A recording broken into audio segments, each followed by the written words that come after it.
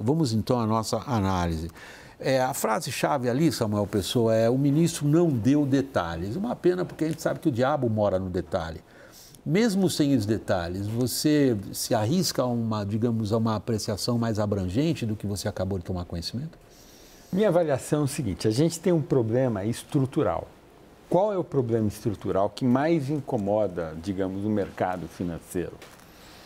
É haver regras que obrigam que o gasto público sistematicamente cresça mais rapidamente do que a economia. Entende? A economia cresce. Se o gasto público cresce na mesma proporção, o gasto com proporção da economia está parado. E aí você tem um certo equilíbrio. Agora, se as regras obrigam que a taxa de crescimento do gasto público seja maior do que a taxa de crescimento da economia, isso significa que todo ano o Congresso precisa aprovar novos impostos. Não é que tem que aprovar um ano.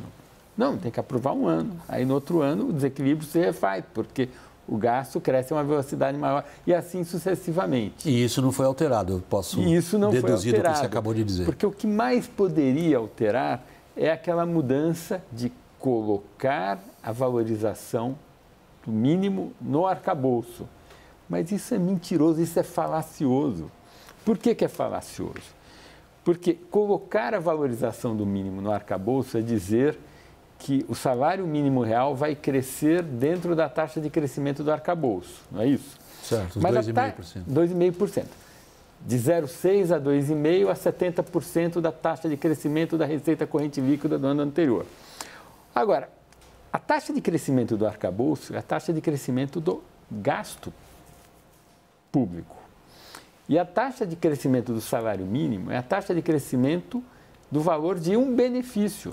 O gasto público cresce pela soma da taxa de crescimento do benefício com a taxa de crescimento do número de beneficiados. Ora, pela demografia brasileira, o número de beneficiados com programas públicos vinculados ao salário mínimo é de 2% a 3%.